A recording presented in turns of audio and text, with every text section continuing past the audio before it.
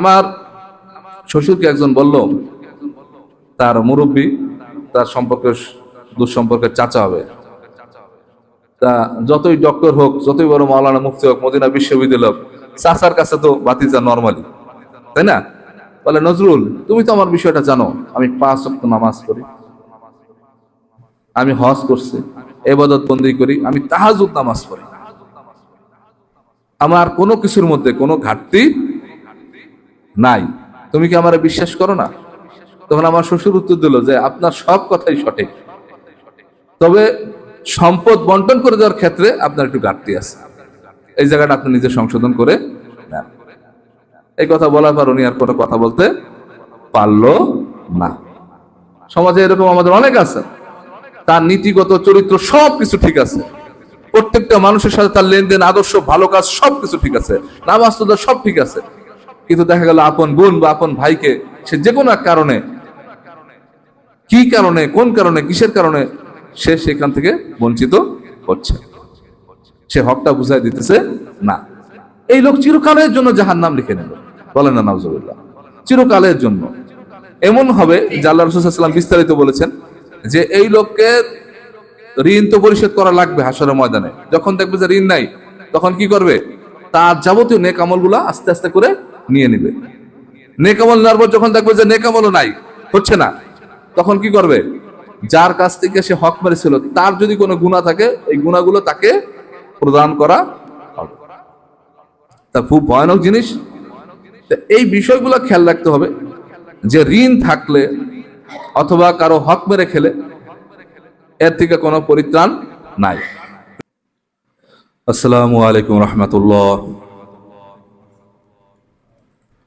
আলহামদুলিল্লাহ আলহামদুলিল্লাহ নাহমাদুহু ওয়া নাস্তাঈনুহু ওয়া নাস্তাগফিরুহু ওয়া নাস্তাহদিহি ওয়া নু'মিনু বিহি ওয়া নাতাওয়াক্কালু আলাইহি ওয়া নাশকুরুহু ওয়া লা নাকফুরুহু ওয়া নাউযু বিল্লাহি মিন শুরুরি আনফুসিনা ওয়া মিন সাইয়্যাতি আ'মালিনা মান ইয়াহদিহিল্লাহু ফালা মুদিল্লা লাহু ওয়া মান ইউদ্লিলহু ফালা হাদিয়া লাহু ওয়া নাশহাদু আন লা ইলাহা ইল্লাল্লাহু ওয়া নাশহাদু আন্না মুহাম্মাদান আবদুহু ওয়া রাসূলুহু সাল্লাল্লাহু আলাইহি ওয়া আলা আলিহি ওয়া আসহাবিহি ওয়া বারিক ওয়া সাল্লামা তাসলিমান কাসীরা।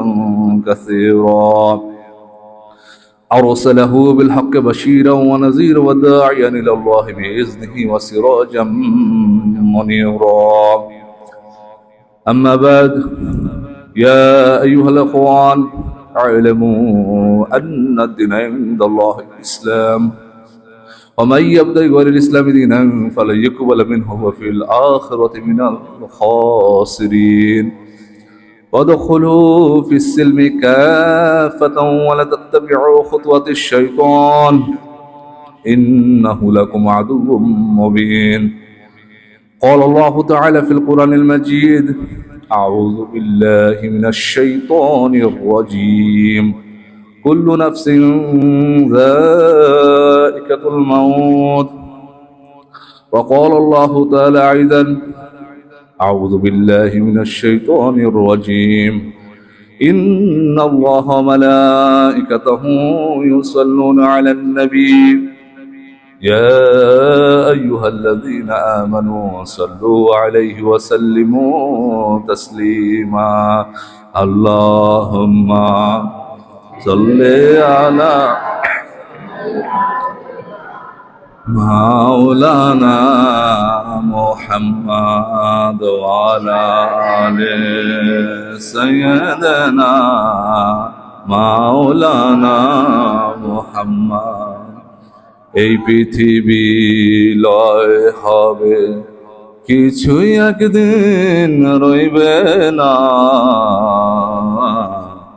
রইবেন যিনি একজন, তিনি মালিকে রব্বানা।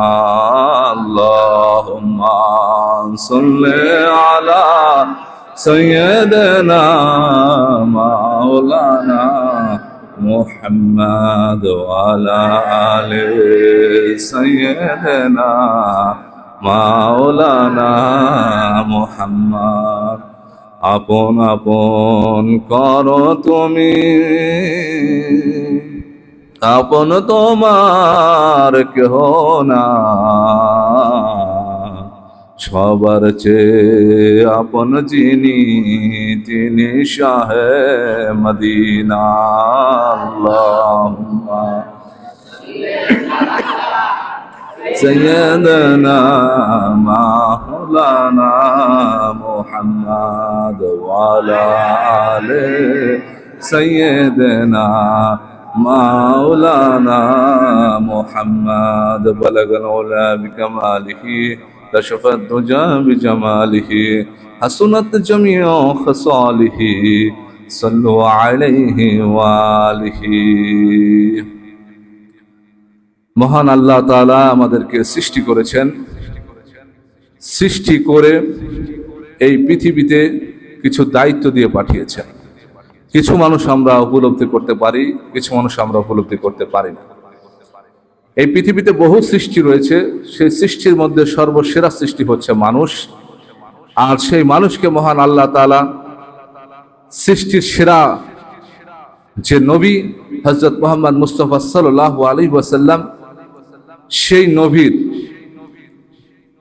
উম্মত হিসেবে আমাদেরকে আবার কবুল করেছেন এবং এই পৃথিবীতে শ্রেষ্ঠ এবং সেরা জায়গা হচ্ছে মসজিদ, সেই মসজিদেও আসার সুতৌফিক দান করেছেন। এই জন্য আল্লাহর দরবারে শুকরিয়া জানাই, বলুন আলহামদুলিল্লাহ। ঢাকা থেকে আস্তে আস্তে বহু বাস দেখলাম, লোকজন দেখলাম, বহু মানুষ, বহু ব্যস্ত। যখন টেকেরহাট রাজর ক্রস করতেছি তখনও দেখলাম সোনালী সার্ভিস ছেড়া যেতেছে। অর্থাৎ এই বাসগুলা হয়তো নামাজের সময় কোথাও কোথাও থামতে পারে, কিছু লোক নামাজ পড়বে, কিছু লোক পড়বে না। আমাদের এই গ্রামেও অধিকাংশ যুবকরা মসজিদে আসে, আর দেখবেন কিছু কিছু ছেলেরা এই জুমার দিনও মসজিদে আসেন। এটা ভাগ্য, বলা যায় সৌভাগ্য। আল্লাহ তাআলা এরকম সৌভাগ্য সবার তাকদিরে রাখেন না।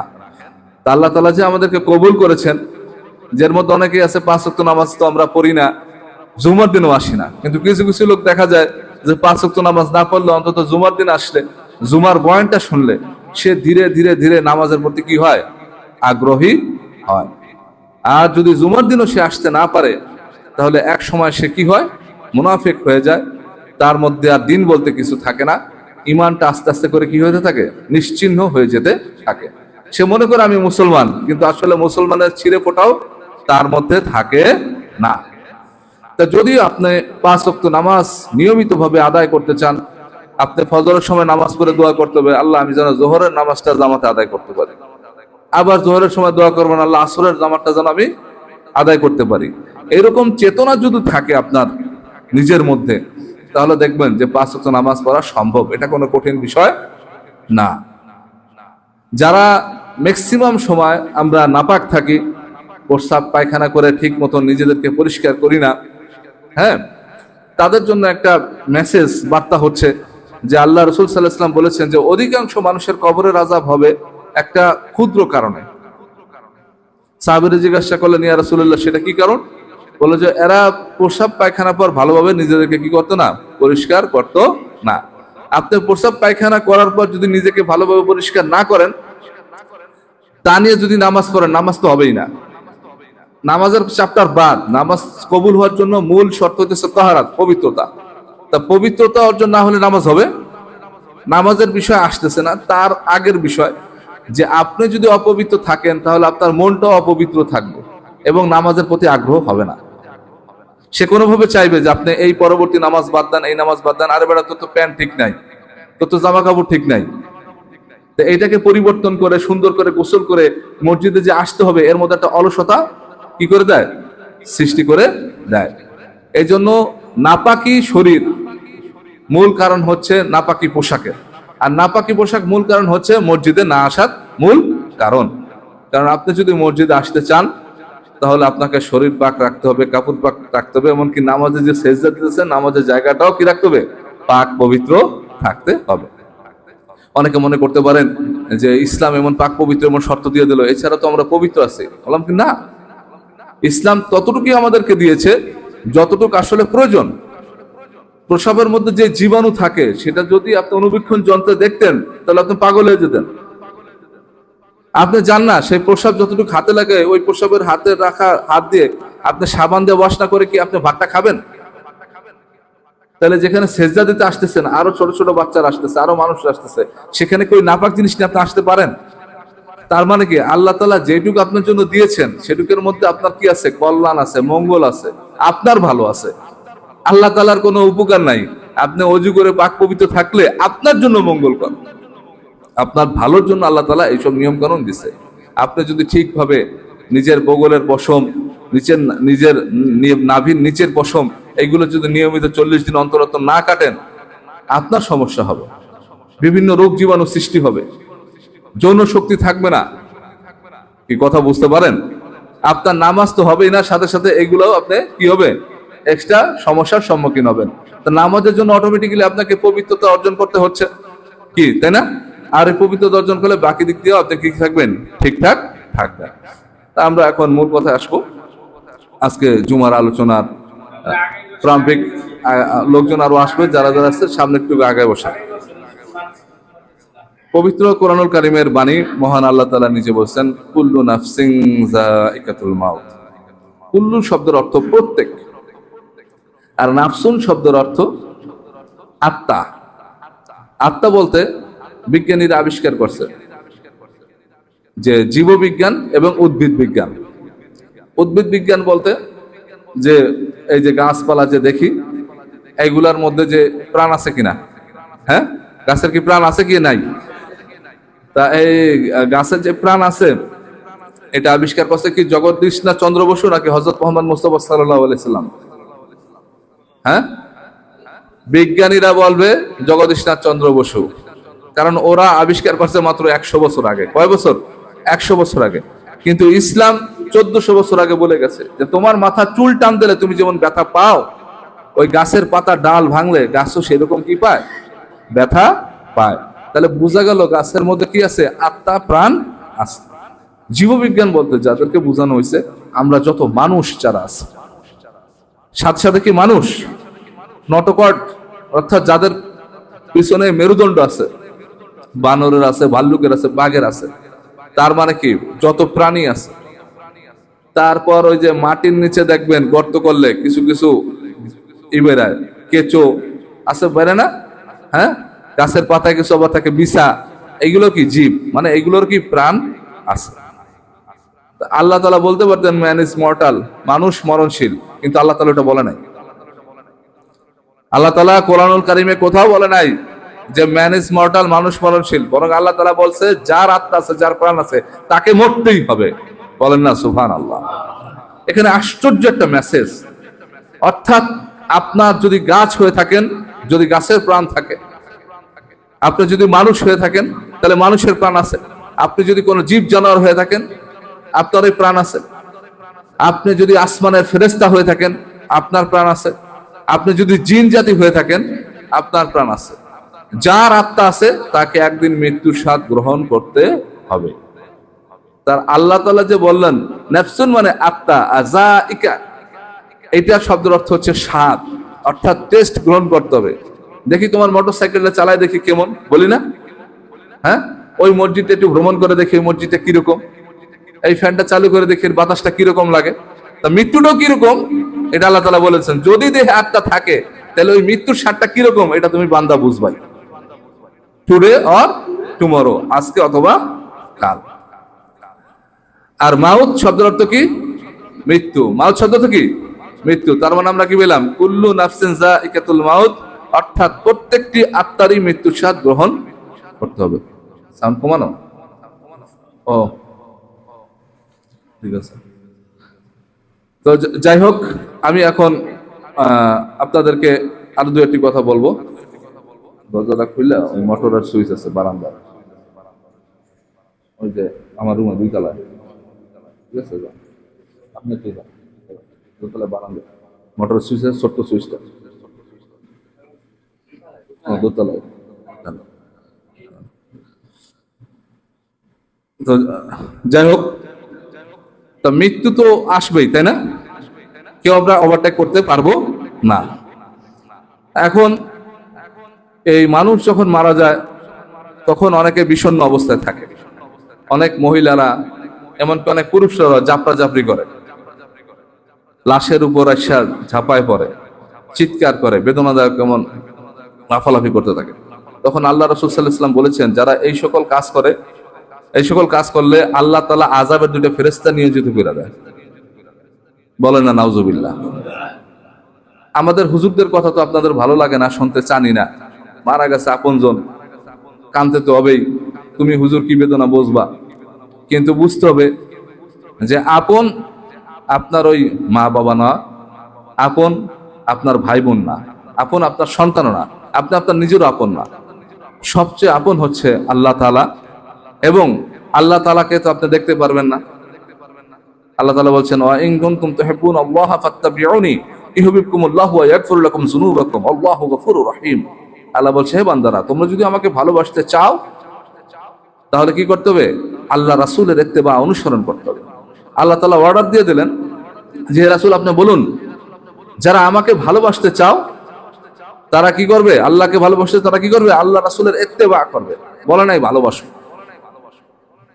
সহজ কথায় অনেকে হুজুররা বয়ান করে ফেলায় যে যদি কেউ আল্লাহকে ভালোবাসতে চায় তাহলে সে যেন রাসূলকে ভালোবাসে। আল্লাহ কিন্তু এইভাবে বলে নাই। আল্লাহ এটাকে আর একটু কঠিন করে দিছে, যাতে বান্দারা বুঝে উপলব্ধি করতে পারে। ইত্তেবা করতে বলছে, অনুসরণ। অর্থাৎ মাকে তো ভালোবাসি, কিন্তু মার সব কথা কি শুনি? ওই ভালোবাসা কাজ হবে না। ইত্তেবা হচ্ছে মা যখন যা বলছে তখনই সেটা কি করতে হবে? অনুসরণ করতে হবে, অর্ডার মানতে হবে। ওই অনুযায়ী অ্যাকর্ডিং টু হাদিস এন্ড কোরআন, কোরআন এবং হাদিস অনুযায়ী আমাকে কি করতে হবে? জীবনযাপন করতে হবে। তার মানে সবচেয়ে আপনজন যদি কেউ থাকে পৃথিবীতে, আল্লাহ রাসূল সাল্লাল্লাহু আলাইহি ওয়াসাল্লাম আমাদের সবচেয়ে আপন। কি ঠিক কিনা? তিনি উম্মতের জন্য কেঁদেছেন, উম্মত কিভাবে জাহান্নাম থেকে পরিত্রাণ পাবে তার জন্য যাবতীয় বিষয়গুলি বলে দিয়েছেন। সেভাবে যদি বুঝতে হয় যে আমার বাবা কবরে যাচ্ছে, আমার মা কবরে যাচ্ছে, এমত অবস্থায় তাদের জন্য যেন কোনো আযাবের কারণ না হয়ে দাঁড়ায়, সেই কাজটা আমাকে সর্বপ্রথম করতে হবে। কি করতে হবে? মহিলাদেরকে বলতে হবে যে তোমার কান্নার আওয়াজ যেন পরপুরুষ লোকরা না শোনে।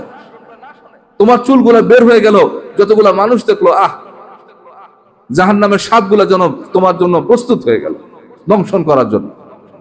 নিজে কান্না করে বাপের জন্য তো কিছু করতে পারলে না, উল্টা কি হয়ে দাঁড়ালে? আযাবের ফেরেশতাগুলো চলে আসলো তাকে কি করার জন্য? আযাব দেওয়ার জন্য। দেখা গেল তোমার বাবা সারা জীবনে কোনো খারাপ কাজ করে নাই, কিন্তু তোমার এই খারাপ কিছু কাজের জন্য তার এখন আযাব হবে।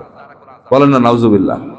আমরা পরিবারকে ভালো করে বুঝাবো যে আমি যদি চলেও যাই, আমার কিছু হয়েও যায়, তোমরা মহিলা মানুষরা অন্তত বের হবা না। কি কথা বোঝা গেল বিষয়টা? দাপড়াদাপড়ি করবা না, চিল্লাচিল্লি করবা না, কাঁদবা, নীরবে কাঁদো, আর আল্লাহর কাছে প্রার্থনা। তাবারাকাল্লাযী বিয়াদিহিল মুলক ওয়া হুয়া আলা কুল্লি শাইইন কাদির আল্লাযী খালাকাল মাউতা ওয়াল হায়াতা লিয়াবলুয়াকুম আইয়ুকুম আহসানু আমালা। কতই না মহান বরকতময় সেই আল্লাহ, যিনি সমগ্র জাহানের মালিক আর তিনি সর্ববিষয়ের উপর ক্ষমতাবান। সেই আল্লাহ যিনি মৃত্যুকে সৃষ্টি করেছেন এবং জীবনকেও সৃষ্টি করেছেন, যাতে আল্লাহ তাআলা যাচাই বাছাই করে দেখতে পারেন, পরীক্ষা করে দেখতে পারেন তোমাদের মধ্যে কে সবচেয়ে বেশি সুন্দর করে ভালো আমল করো, আল্লাহর জন্য কে বেশি এগিয়ে আসো, আল্লাহর কথা কে বেশি অনুসরণ করো। আল্লাহর কথাগুলোই তো আল্লাহ রাসূল সাল্লাল্লাহু আলাইহি ওয়াসাল্লাম বলেছেন। কি ঠিক না? হ্যাঁ, সর্বপ্রথম তার মধ্যে একটা গুরুত্বপূর্ণ বিষয় হচ্ছে মানুষের হক মেরে খাওয়া। আল্লাহ রাসূল সাল্লাল্লাহু আলাইহি ওয়াসাল্লাম বলেছেন যে আমি সবার জন্য সুপারিশ করব, সবার জন্য সুপারিশ করব। জিনাখোর, মদখোর, সুদখোর, যত বড় হারামি হোক, যত বড় পাপিষ্ঠ হোক, তার গুনাহ মাফের জন্য আমি আল্লাহর কাছে মাফ চাইব, সুপারিশ করব, যাতে আল্লাহ তাআলা তাকে জান্নাতে নিয়ে যান। কিন্তু যারা কোরআনের বিরোধিতা করেছে, যারা কোরআনের আইনকে কি করেছে? বিরোধিতা করেছে, কোরআনের আইন বাস্তবায়ন করতে দেয় নাই সমাজে। এটা অনেক কঠিন কথা, এটা বুঝবেন না। যাদের সুযোগ ছিল, ক্ষমতা ছিল, চাইলে কোরআনের আইন বাস্তবায়ন করতে পারত, বড় বড় জায়গায় ছিল, কিন্তু তারা সেই যে কাজটা করে নাই। তারা নিজেদের স্বার্থের জন্য কোরআনের বিরুদ্ধে চলছে।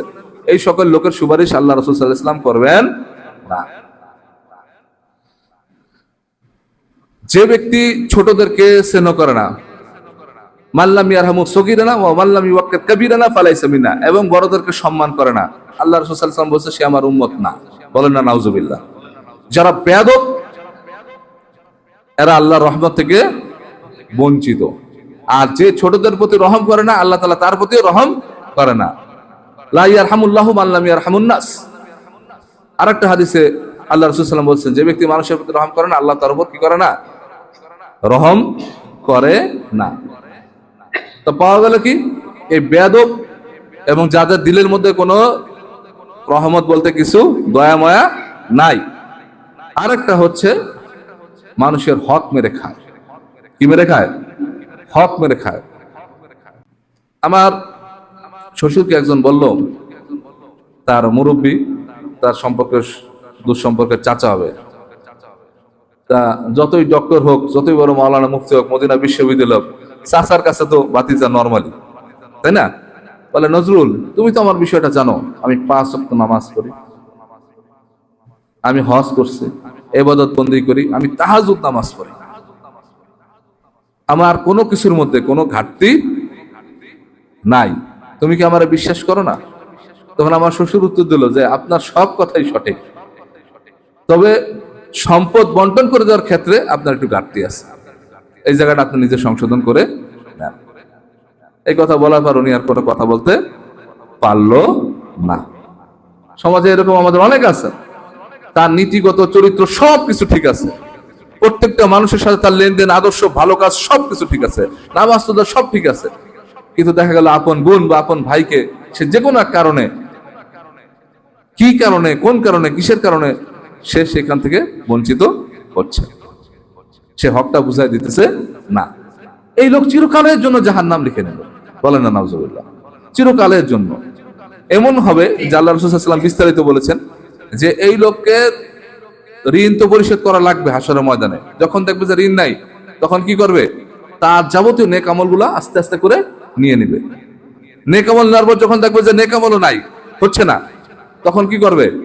যার কাছ থেকে সে হক মেরেছিল তার যদি কোনো গুনাহ থাকে, এই গুনাহগুলো তাকে প্রদান করা হবে। তা খুব ভয়ানক জিনিস।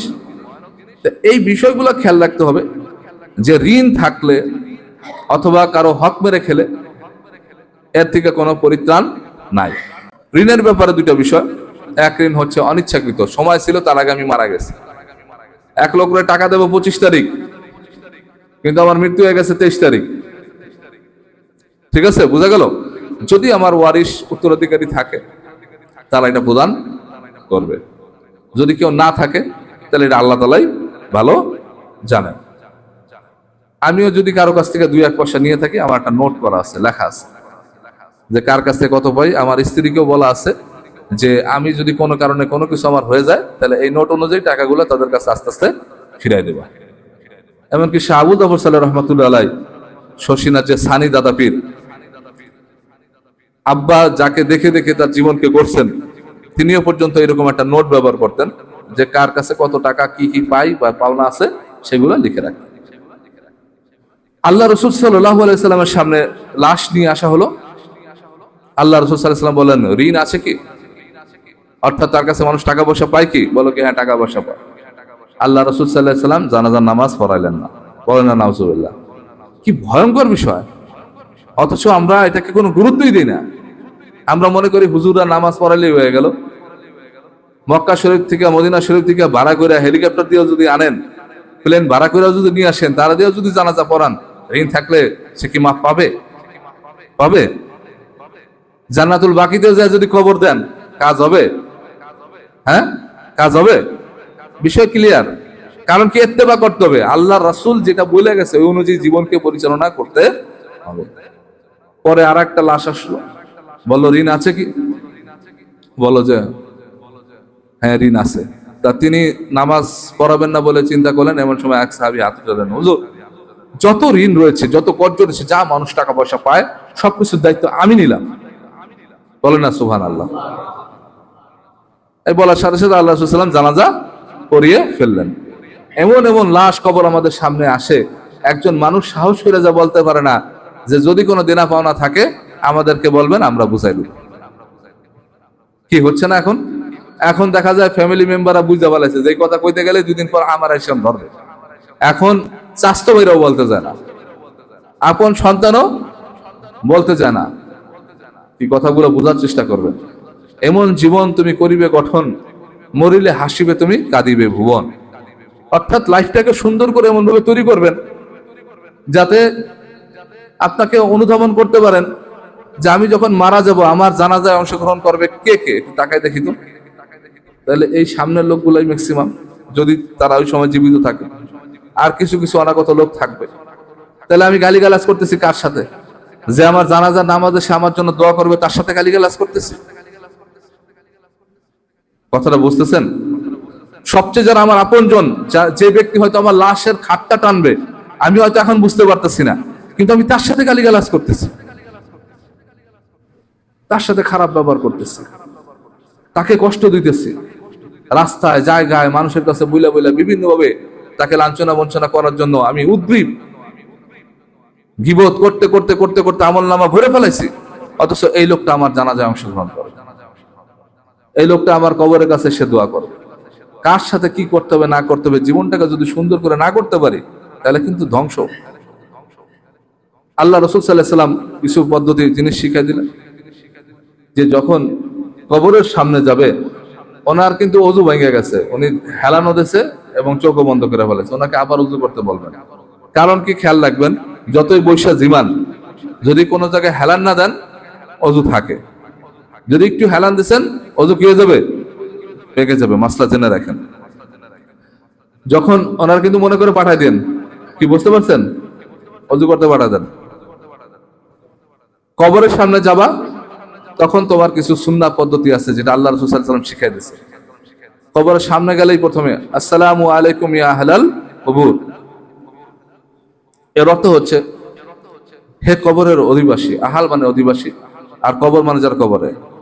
আসসালামু আলাইকুম, তোমাদের উপর শান্তি বর্ষিত হোক। ইয়া মানে হরফে নেদা ব্যবহার হয়েছে। হে কবরের অধিবাসী, যারা কবর দিশাতে শুয়ে আছো, তোমাদের উপর শান্তি বর্ষিত হোক। এরপর আরো একটু আল্লাহ তাআলা আমাদেরকে শিখিয়ে দিয়েছেন, আল্লাহ রাসূল সাল্লাল্লাহু আলাইহি ওয়াসাল্লাম বলেছেন যে এই সাথে সাথে আরেকটু দোয়া পড়তে পারবা, ইয়াগফিরুল্লাহু লানা ওয়া লাকুম আনতুম সালাফুনা ওয়া নাহনু বিল আখির। আল্লাহ তাআলা আপনাদেরকে এবং আমাদেরকে উভয়কে ক্ষমা করুন। বলেন না সুবহানাল্লাহ, কি সুন্দর কথা। ইয়াগফিরুল্লাহু, আল্লাহ তাআলা যেন ক্ষমা করেন। লানা, লানা মানে আমাদেরকে, ওয়া লাকুম এবং তোমাদেরকে। তোমাদেরকে বলতে বুঝাইতেছে কবরে যারা শুয়ে আছে, যত মুমিন বান্দারা ঈমান নিয়ে ওই কবর দিশাতে ঘুমায় আছে, তাদের সকলকে বলতেছে। এরপরে যে কথাটা, আনতুম সালাফুনা, তোমরা হচ্ছ অগ্রগামী, অর্থাৎ আল্লাহ তাআলা তোমাদের মৃত্যুটা আগে দিচ্ছে। ওয়া নাহনু বিল আসার, তোমরা আগে আগে কবরে গিয়েছো, আর নাহনু বিল আসার পরবর্তীতে আমরা যাব। অর্থাৎ কেউ আমরা কবরের ওই মাটি থেকে রক্ষা পাবো না। কি দোয়াটা বুঝতে পারছেন তো? হ্যাঁ, কি সুন্দর দোয়া। অর্থাৎ যে সন্তান তার মায়ের জন্য বাবার জন্য যন্ত্রণায় ভুগতেছে, তাকে আল্লাহ রাসূল সাল্লাল্লাহু আলাইহি ওয়াসাল্লাম জানাই দিল যে তুমি আজ কান্না করছো, হে বৎস জেনে রাখো তুমিও পৃথিবীতে চিরদিন বেঁচে থাকবে না, তোমাকেও যেতে হবে। তোমার মা আজকে হয়তো 10 বছর আগে গেছে, 10 বছর পর তোমাকে ওই কবর দিশাতে যেতে হবে। এই জন্য অর্থ হচ্ছে আনতুম সালাফুনা ওয়া নাহনু বিল আসার, আর আমরা পরবর্তীতে আসছি এবং একদিন আমরা একত্রে কি হবো, মিলিত হবে, একসাথে আমাদের সাক্ষাৎ হবে। বলেন না সুবহানাল্লাহ। যদি ভালো আমল করে থাকি, ভালো কাজ করে থাকি, আমার মা যদি নেক আমল করে থাকে, আমার বাবা যদি নেক আমল করে থাকে, তাহলে আখিরাতেও মহান আল্লাহ তাআলা আমাদেরকে একসাথে হাসর নাসর করাবেন। বলেন আমিন। এবং জান্নাতও একই জান্নাত আমাদের জন্য আল্লাহ তাআলা সুব্যবস্থা করবেন। বলেন আমিন। আল্লাহ তাআলা আমাদেরকে সেই সুতৌফিক দান করেন। বলুন আমিন। জানাজার নামাজের একটা দোয়া প্রত্যেকবার ইমাম সাহেবদেরকে বলতে হয়, হুজুরদেরকে বলতে হয়। যখন আপনজন কেউ হারাই ফেলে তখন আফসোস করে, ছোট্ট একটা দোয়া কেন শিখলাম না, কেন শিখলাম না। যে নিজের বাবা মারা গেল তখন এই দোয়াটা পড়তে পারলাম, কি আফসোস হয় না তখন? যে জীবন ভর ধরে কত বক্তব্য দিলাম, কত ভালো ভালো কথা বললাম, কত কিছু করলাম, কত কোরআন হাদিসের বয়ান হুজুরকেও শুনাইলাম। কি আছেন অনেক মানুষ হুজুরদের থেকেও কিন্তু ভালো বুঝে, ভালো জানে, কিন্তু জানাজার নামাজে যাইয়া নিজের বাবার জানাজায় সামান্য জানাজার দোয়াটা পড়তে পারলাম না। আল্লাহ রাসূল সাল্লাল্লাহু আলাইহি ওয়াসাল্লাম আমাদেরকে জানিয়ে দিয়েছেন যে জানাজার নামাজে তাকবীর হবে চারটা। কয়টা? চারটা। এই চারটা তাকবীর ফরজ। কেউ কোনো হুজুর যদি ভুলে এক তাকবীর কম দেয়, তাহলে কবরের উপরে যাওয়া আর এক তাকবীর দিতে হবে। বলেন না সুবহানাল্লাহ। এই চার তাকবীর মাস্ট, ফরজ। আমরা জানাজার নামাজে যে দোয়াটা পড়ি, অন্তত আরবি না পারলেও বাংলা অর্থটা আজকে থেকে শিখে রাখবেন, অনুধাবন করার চেষ্টা করবেন, যেন ইমাম সাহেব যা পড়তেছে আমার হৃদয় থেকে যেন সেই কথাগুলো আল্লাহর দরবারে চলে যায় এবং সেটা যেন কবুল হয়। আল্লাহ রাসূল সাল্লাল্লাহু আলাইহি ওয়াসাল্লাম শিখিয়ে দিলেন যে চার তাকবীরের আগে শেষ যে দোয়াটা আমরা পড়ি, খুব ইম্পর্টেন্ট দোয়া, আল্লাহুম্মা গফিরলি হাইয়িনা ওয়া মাইয়িতানা ওয়া শাহিদানা ওয়া গায়বানা ওয়া যাকারিনা ওয়া উনসানা আল্লাহুম্মা মান আহইয়াতাহু মিন্না ফাআহইহি আলাল ইসলাম ওয়া মান তাওয়াফফাইতাহু মিন্না ফাতাওয়াফফাহু আলাল ঈমান আল্লাহুম্মা গফিরলি হাইয়িনা ওয়া মাইয়িতানা। হে আল্লাহ, আমাদেরকে মাফ করে দাও যারা আমরা জীবিত আছি এবং মৃত আছি। বলেন না সুবহানাল্লাহ। আল্লাহ যদি এগুলো শিখিয়ে না দিতেন, আমরা কোনোদিনই মুক্তি পেতাম না। ও শাহিদানা ও গায়বানা, শাহিদ মানে উপস্থিত এবং গায়ব মানে অনুপস্থিত। ক্লাসে হাজির আর থাকে না, হ্যাঁ, বলে এই 1 2 বলে লাব্বাইক, 3 গায়েব মানে নাই, অনুপস্থিত। কি কথা বোঝা গেল? অর্থাৎ শাহিদানা গায়বানা, যা আমরা জানাজার নামাজে আমরা উপস্থিত হতে পারছি এবং যারা উপস্থিত হতে পারি নাই, কারো বাদ রাখছে? দেখেন আল্লাহ রাসূল সাল্লাল্লাহু আলাইহি ওয়াসাল্লাম প্রত্যেকটা দোয়ায় উম্মতের জন্য পার করার সুব্যবস্থা রেখে দিয়েছে, শুধু পার করার সুব্যবস্থা রাখছে। আমরা বুঝি না, আমরা কখনো ভাবতেও চাই না এগুলো নিয়ে। তার মানে বোঝা গেল কি, জীবিত মৃত তাদেরকে মাফ করো, এটা করলেই তো সবাই রয়ে যেত। তাহলে আরো 3টা শব্দ যুক্ত কেন করা লাগে? গুরুত্ব, তাৎপর্য, মর্ম অনুধাবন করানোর জন্য, যে মরতে হবেই, টুডে আর টুমরো মরতে হবে। Everyone has to be taste of the death, প্রত্যেকের মৃত্যুর স্বাদ গ্রহণ করতে হবে। জাকারিনা উনসানা, জাকারিন মানে পুরুষ, আমরা যে বলতাম ওয়াহিদা মুজাক্কার, আর উনসা মানে মুয়ান্নাস মানে নারী।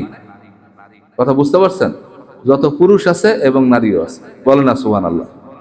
তার মানে জীবিত মৃত্যু বললো, অনুপস্থিত উপস্থিত বললো, আবার কি বললো?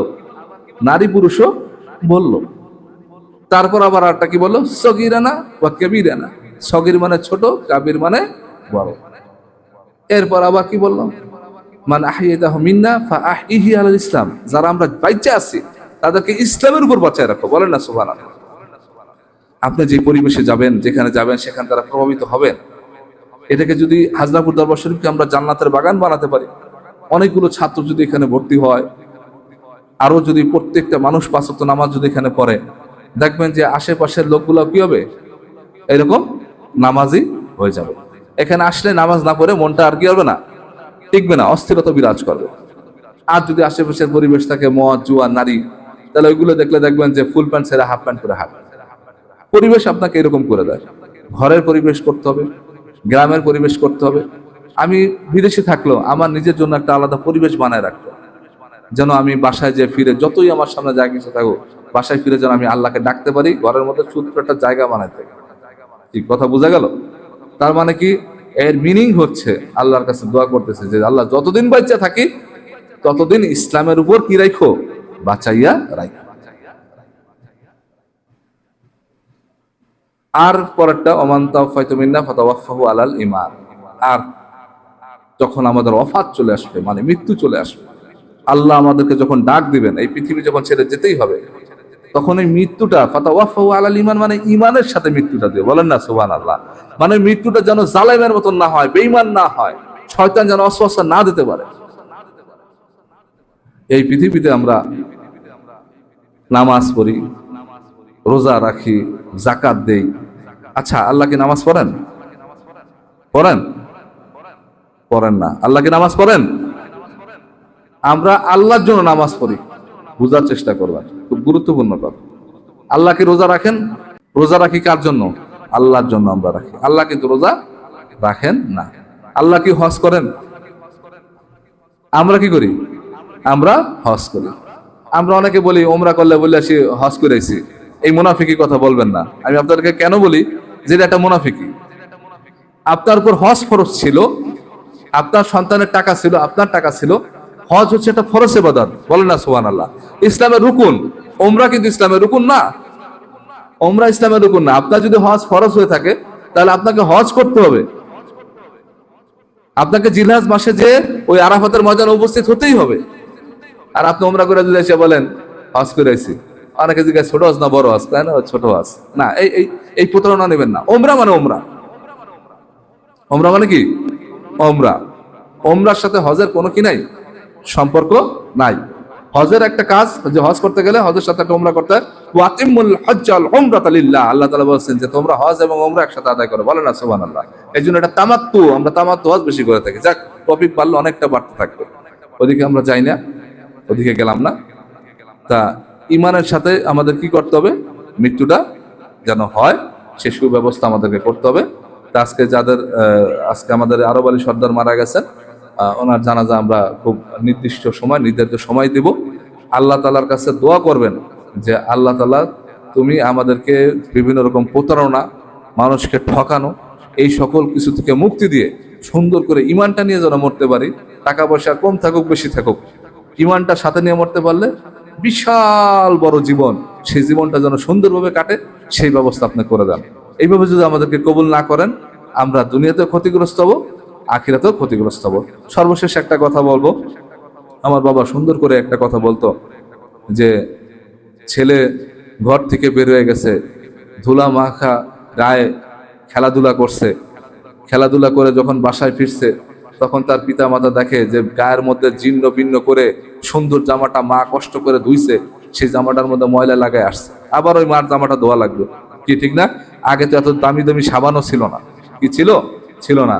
তখন ওই বাপ মা চিন্তা করছে যে ছেলেরা কি করবে, উদ্ধত হয়েছে যে লাঠি দিয়ে মারবে বা হাত দিয়ে মারবে, শায়েস্তা করবে যে তুমি এইভাবে করে শরীরটারে নোংরা করলা, জামাটাকেও নোংরা করলা, তুমি কি করলা? আবার ঘরটারেও এসে কি করতেছো? নোংরা করতেছো। ওই ধুলাবালি নিয়ে ঘরে ঢুকলে ঘরটা কি হয়ে যেতেছে? ধুলাবালি ঢুকতেছে না? তা বাপ মা মারতে গেছে। এমন সময় আশেপাশের যারা আত্মীয় স্বজন পরিবার তারা এসে সেভ করছে যে মেরো না, মেরো না, আজকে ওকে বুঝাও, রিকোয়েস্ট করছে, বুঝাইছে, বাপ মার কি করছে? আর মারে নাই। মানুষ যখন মারা যায় তখন তার জানাজার নামাজে যায় আমরাও কি করি? আল্লাহর কাছে দোয়াটাই করি। দোয়ার কোনো শেষ নাই। যখন কবরে রাখা হয় তখনও কি করা হয়? মুনকার নাকির আসা পরে সওয়াল জবাব করার জন্য আল্লাহ রাসূল সাল্লাল্লাহু আলাইহি ওয়াসাল্লাম বলছে তখনও যে দোয়া করো। বলেন না সুবহানাল্লাহ। এখন আমরা হুজুররা ভাগাভাগি করার জন্য, দল করার জন্য কি করছি? একটা পাঠ বানাই ফেলাইছি যে এই জানাজা নামাজে কিন্তু দোয়া করছি, আর কিন্তু কবরে যা দোয়া করা লাগবে না। ভাই তুমি আমি আলাদা না, তুমিও মুসলমান আমিও মুসলমান। কোরআন হাদিসের বিষয়টা আছে কি আছে না সেইটা দেখো। কাফের মুশরিক যারা মুনাফিক তাদের জানাজা তো আল্লাহ রাসূল সাল্লাল্লাহু আলাইহি ওয়াসাল্লাম যাইতে নিষেধ করছে এবং তাদের কবরের পাশে দাঁড়াইতে নিষেধ করছে। তাহলে মুমিনদের জানাজাও যাওয়া যাবে, কবরের পাশে দাঁড়ায় দোয়া করা যাবে। পয়েন্ট।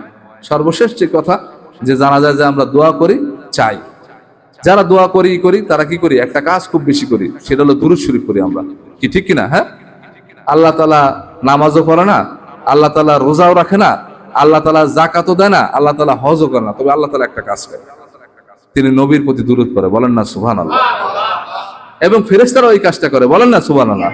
আল্লাহ তাআলা বলতেছে ইন্নাল্লাহা ওয়া মালাইকাতাহু ইউসাল্লুনা আলান নবী, নিশ্চয়ই আল্লাহ এবং তার ফেরেশতারা তার নবীর প্রতি দুরূদ পেশ করে। বলেন না সুবহানাল্লাহ। ইয়া আইয়ুহাল্লাযীনা আমানু সাল্লু আলাইহি ওয়া সাল্লিমু তাসলিমা, হে মুমিনগণ তোমরা আল্লাহ রাসূলের প্রতি দুরূদ পেশ করো এবং তাকে সালামের মতো সালাম। আমি যে বার্তা মেসেজ দিলাম, কোন দল না, গ্রুপ না, ইসলামের মধ্যে যত বিভক্তি থাকুক, পারলে আমার এই আয়াতকে খণ্ডন করে দেখার। এমন দলাদলি শুরু করছো, কোরআনের আয়াতকে ভাগ করে কি ইসলাম বানাবা? সেই সুযোগ নাই। এটা কোরআনের আয়াত, আল্লাহ তাআলা বলেছেন।